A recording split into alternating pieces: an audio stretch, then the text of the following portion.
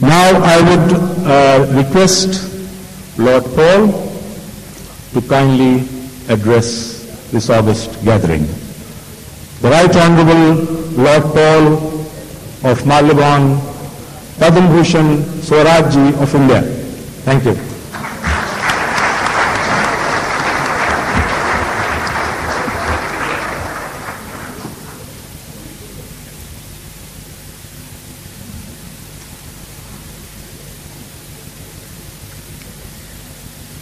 Professor Zaidi, Mr. Zaidi, my host in Muscat, His Excellency Ambassador Sir Ivan Cullen, Mrs. Indu Singh, Mr. Satnamjit Singh is an old friend and I am delighted to see her here. Child Affairs of India, Mr. Khalik and Mrs. Khalik, His Excellency the Under Secretary Mr. Ali Sunedi, ladies and gentlemen. First of all, Professor Zaidi, you have been very generous in your introduction.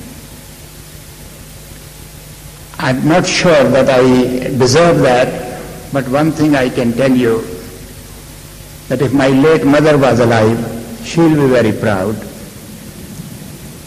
And if my wife was here, she would have been jealous, but certainly given me more respect after we went back home.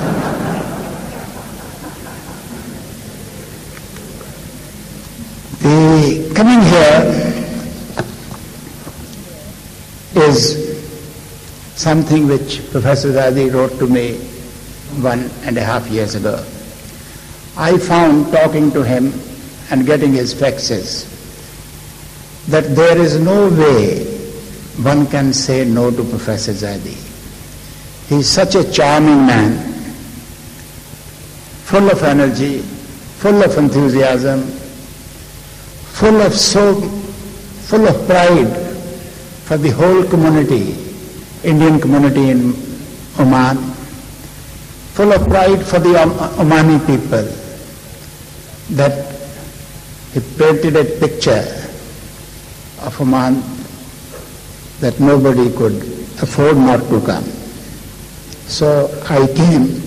The only thing I can say is that it is exactly what he described, and as far as Professor Zaidi and Mrs. Zaidi are concerned, they are even better and more profound than what he tried to convey to me. I am delighted to see my colleague, the British Ambassador Sir Ivan Cullen. They have been wonderful hosts to me. We are very proud of our missions abroad in Britain, and Oman has a very special relationship with Britain. And of course India. First of all, as I said, Satnamjit Singh is a great friend. It was he, along with Mr. Zaidi, who told me I must come, but I think official duty. And you know, he wrote me a very, very nice letter, and I am delighted to see Indu here. And I hope now I'll see Satnam in London sometime soon. I was very touched with the Indian Child Affairs when he came to the airport this morning. Makes me very proud of being India. It's not often that somebody goes, that representatives from 2 missions come and meet you at the airport, and I feel myself very fortunate and also humble when I saw that.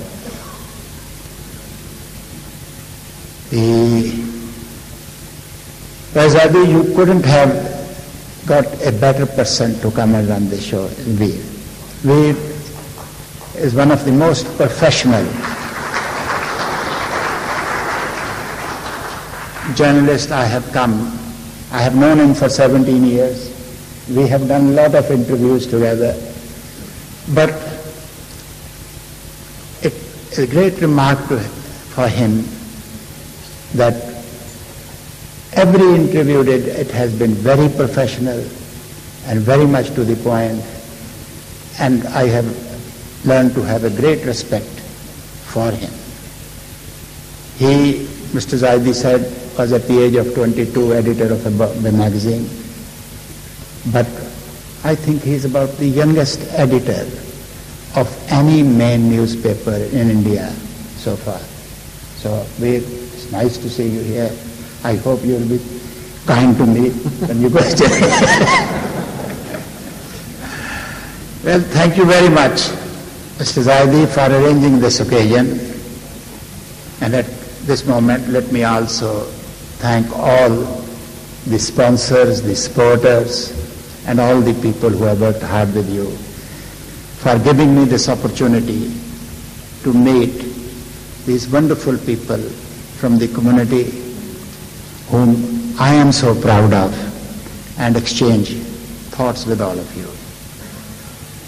I have heard so many things about the South Asian community in Oman, and I am glad to personally engage with you and share in that spirit of fraternity which unites people whose origins have been in that part of the world. There is a certain sentimentality in our psyche which gives us some special affinity to each other. Wherever we may be, we belong to the larger family, children of the same cultural motherland. And I believe this is true of all communities whose roots are in the subcontinent. It is about our cultural heritage and the interaction which its values have with the other cultures that I would like to say a few words. You may wonder why I have not focused on specifically business-oriented theme today, when almost all of us here are engaged in some forms of commerce and enterprise. It is because I believe that every one of our origin, whoever and wherever he or she is, has a strong cultural core. It is the strength of that cultural core which permeates all our activities. In short, I believe we are children of our traditions first, and only thereafter are we businessmen, entrepreneurs, or professionals. Our culture brings certain values, and those values transcends the many sectarian differences that divide our society at home. You know well the notions of family, of prudence and providence, of respectability and community responsibility. And you need no definition of these and other values from me. I believe that these values have largely contributed to the outstanding success of our overseas community. In many ways, it is our cultural norms that underwrite this excellence.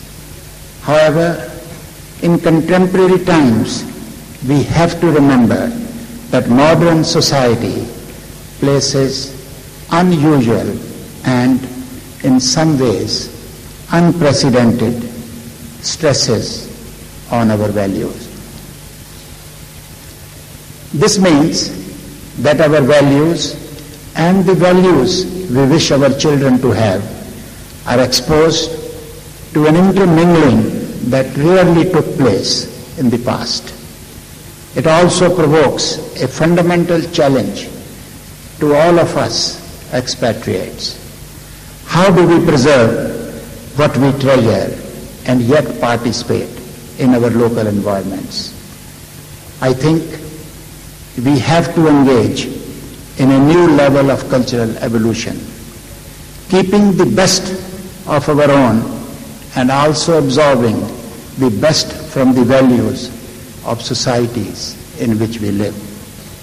It is not easy, particularly for those of us who are older, but there is no other way for us to live in the world outside India in the future.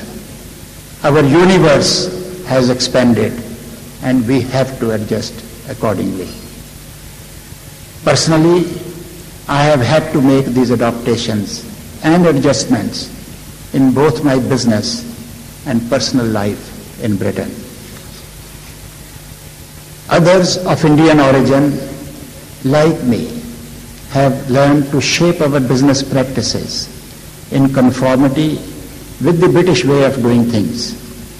And many of these ways, such as the rule of law and the concept of corporate ethics, have actually helped us.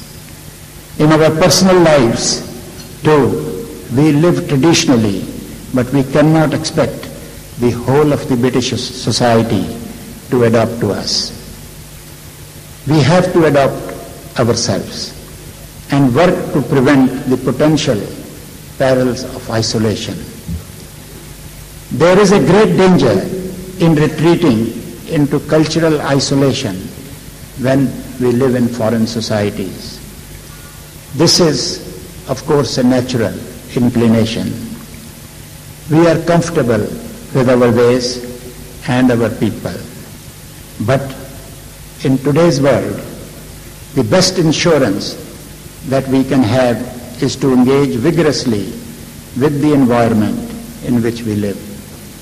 In too many places have I seen the heavy price that the culturally isolated have to pay. We have lived long in multicultural societies in our original homeland. Occasionally there are problems, but if you take our part of the world in recent years, there has been fairly promising progress towards building the understanding that underwrote the vision of our fathers of freedom. Diversity sometimes estranges us, but diversity is also strength, and we must learn how to enhance that strength. As you reflect on these thoughts, I ask you to note 2 points. First, there are many good things, good values, good norms, good practices in societies other than our own. No culture has a monopoly on everything that is good. Let us try to reach for the best in other cultures so that we can combine them with the best of our own. A second thought, in many ways, our children lead us in adaptability and adjustments. It is often unusual for us and alien to our tradition to learn something from our children. But today, we can and we should. As we look to the future, many of us will have to accept the consequences of living our lives abroad. It is unlikely that many of us will return to live permanently in our ancestral land. But our cultural ethos will always live in our hearts. And this reconciliation between heart and place, between spirit and residence, is something we increasingly have to resolve. I believe it is possible to do this successfully and that it will contribute to our own progress. Many of you have done it already. Now we have to accept this reconciliation as a permanent way of life and understand that it will condition the way of our families will live in the future. It will also undoubtedly manifest itself in our businesses and our professions. But we have little choice, and we may as well make a virtue of necessity. Ladies and gentlemen, I have dwelt on this theme of values and cultural reconciliation because it affects me deeply. As I travel, I see that it profoundly concerns our communities all over the world. So I thought I would share these brief reflections with you.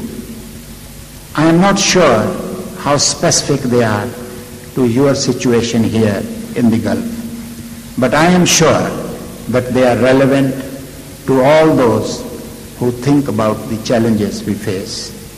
We are emerging as a new kind of community, tied by the tradition to our original motherland, but physically distant and always evolving. And the concerns that the touch of spirit, and the concerns that touch the spirit of any part of this community surely touches the heart and minds of all. Ladies and gentlemen, before I finish, may I say how much impressed I am with Muscat and Oman, such a clean city you should be proud of, and may I pay my tribute to His Majesty, the Sultan of Oman, for his vision.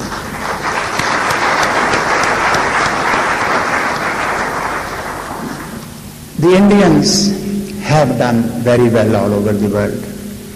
I would like to finish with a story. About 20 years ago, I was crossing a street in New York, and there was a van parked. And perhaps you know that plumbing is a terrible profession in America. You can never get a good plumber.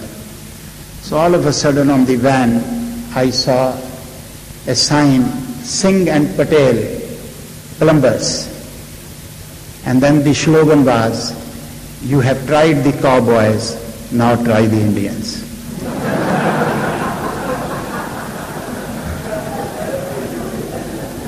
So in this spirit, I wish every one of you great success in your endeavor. Thank you very much.